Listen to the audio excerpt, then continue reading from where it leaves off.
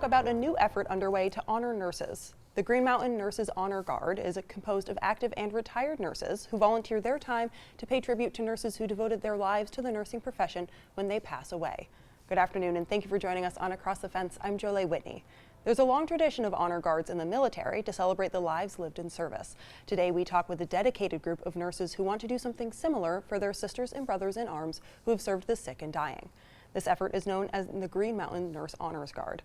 Joining me are members of this newly established group, Regina Clark and Heather Kohser. Thank you for joining us today. Thank you for having us. We're happy to have you. And Heather, let's start with you. Why don't you tell me a little bit about the Green Mountain Nurses Honor Guard? Well, we are an enthusiastic group of active and retired nurses who honor and pay tribute to nurses who have died, that have been dedicated to their profession. And we attend funerals, celebrations of life, and graveside ceremonies. And is this the first year of the Honor Guard? This is. I started the Nurses Honor Guard in May of this year after attending a nursing conference in Florida where it was introduced to me. And I thought it was such a lovely service that I would want someone to do this for me when I pass away, when the time comes. And I did some investigating when I came home and realized there's no honor guard in Vermont. So with a few phone calls, I was able to get some help and get it started. Sure, and roughly how many have you done this year? Do you have an estimate? We've done approximately 8. All right. Yeah. And how many nurses do you have on the roster? We have about 35. Wow. All right, and is this you said there wasn't one in Vermont before, but was there one regionally in New England? So in New England, most of our surrounding states do have a Nurses Honor Guard. Actually, most states in the country have a Nurses Honor Guard. Vermont was one of the very few that did not. So they're out there. Absolutely. And what does the ceremony look like? Is there any cost to families? There's absolutely no cost to families. And we wear our traditional whites like this. We process into a ceremony. We're led by the funeral director and family of however they want it in the service. We recite a non-denominational nurse's prayer, and we perform the Florence Nightingale tribute. And then we do a final roll call where we call to duty the nurse that we're honoring, and then we extinguish the lamp that we're holding, and we give that to the families as a keepsake.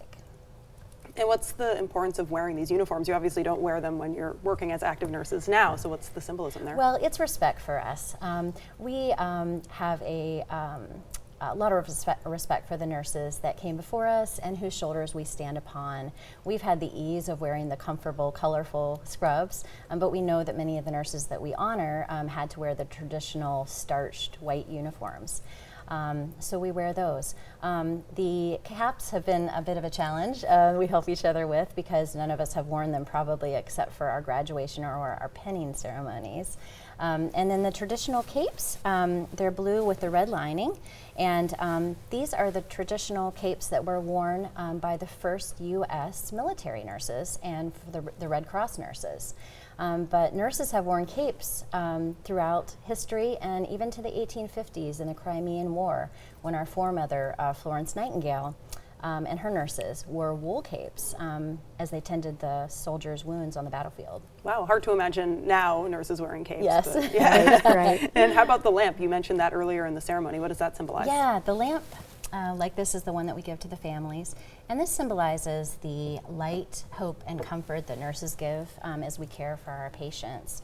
Florence Nightingale was known as the lady with the lamp, and she was remembered by soldiers walking through the long, dark halls of the wards, carrying her lamp so that she could better see her patients. She revolutionized healthcare with her hygiene and sanitary practices. She saved countless lives. Her data collection was also revolutionary and was instrumental in upgrading hospitals and the treatment of illnesses. And she taught nurses that it was good to care for a patient's, not just their body, but their mind and their spirit as well. And nurses have a saying that once you're a nurse, you're always a nurse. We think it's really important in our ceremony that when we we know that the nurses we're honoring, even if they're retired, have been sought out, for their wisdom and their skills and knowledge, even after they retire. And so we think it's important in our ceremony as we extinguish the light that we're releasing them from their from their duties that they have carried, with them throughout much of their lives. Absolutely, kind of a testament to the lifelong commitment of being a Yes. nurse. Mhm. Absolutely, that's Right. beautiful. And Regina, you actually recently honored one of your late instructors and mentors. Can you tell me kind of about that process for you and talk about her? We did. We were very honored to be asked to do a service for an instructor, Dawn Smith, and she was just an amazing instructor. She loved human being, loved caring for people, and she really gave me the love for nursing. And one of the big things was we're treating all of our patients that we come in contact with equally. So it doesn't matter who they are or what they come, where they come from, whether you're a corrections nurse or a elderly nurse, you're still nursing everybody and caring for everybody in the same manner. And so that was one of the big things that she stressed, and it really played a big role in my nursing career. Absolutely. And it must have been a huge honor to go and be part of that. It was a huge honor, and we really enjoyed, if you can enjoy a funeral, but we really enjoyed being able to do that and to pay respects to her. Absolutely. And what kind of comfort do you hope families get from these ceremonies?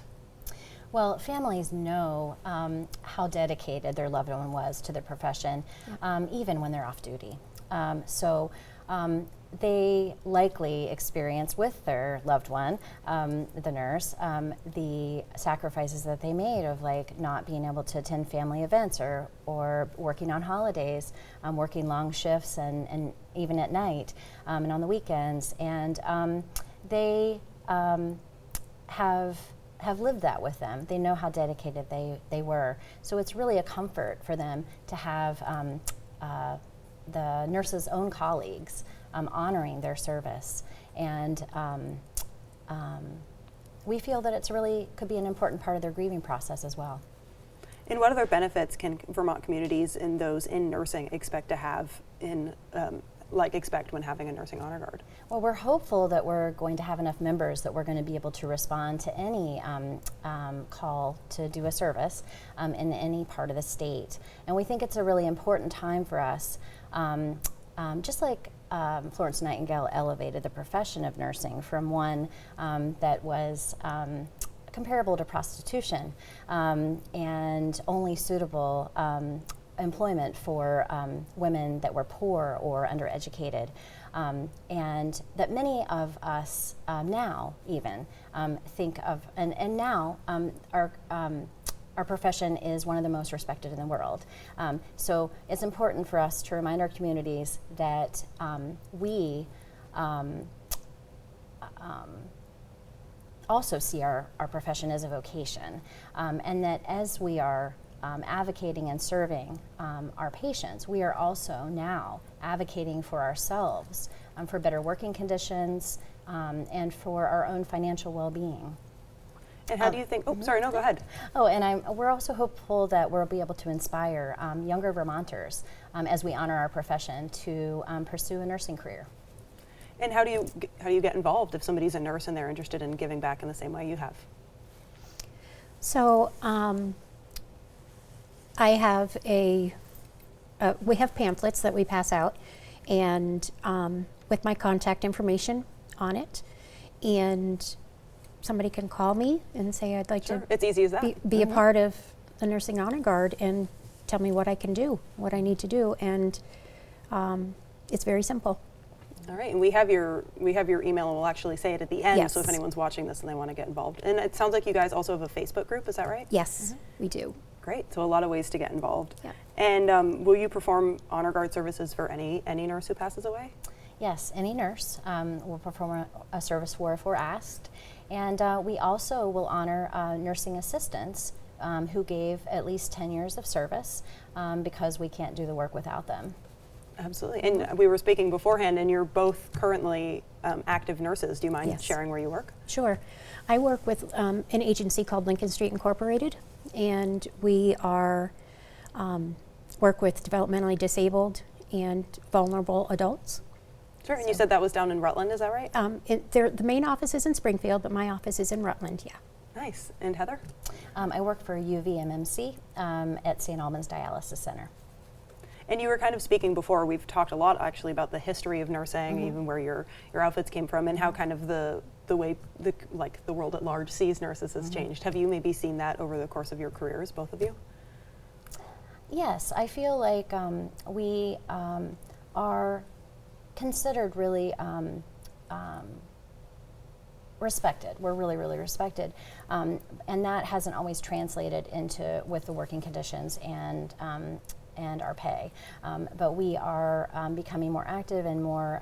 It is something that we look at too as a service, but we also want to be able to contribute to our communities and stay in the community that we want to live in and things like that, and be able to afford to do that. So it's been an interesting transition as we are advocating for ourselves and the future nurses. Sure. And has it been the same experience for you, Regina? It has. All right, well, thank you both for joining us so much. And if you would like to take part in the Green Mountain Nurses Honor Guard, you can find out how to support their efforts. Or if you have a loved one who you would like to have honored by this group, you can email Regina at the address on your screen, rclark.gmnhg@gmail.com. And that takes care of our program for today. My thanks to the crew behind the scenes here who make our programs possible. I'm Jolie Whitney. This is Across the Fence. Have a good one.